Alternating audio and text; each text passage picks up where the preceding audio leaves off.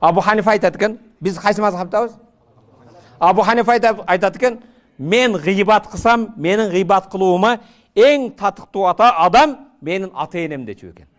Неге сен ата-энең гыйбат кылууга татыктуу десе, кыяматта менин сообум ата-энеме берилиш керек дейт. Сен гыйбат кылган адамга кыяматта намазың, орозоң, зекетиң, соопторуңду ошого берип коет. Бирөөсү айтып кептир. Паланчы дамылла, сиз менен отурсам, паланчы сизди шундай шубады десе, мен кыйналбаган сооптор мага хош келсин дептир. Караң, мен өзүм кыйналбаган, жасабаган сооптор келгениге сүйүнөм, хош келсин ошо сооптор.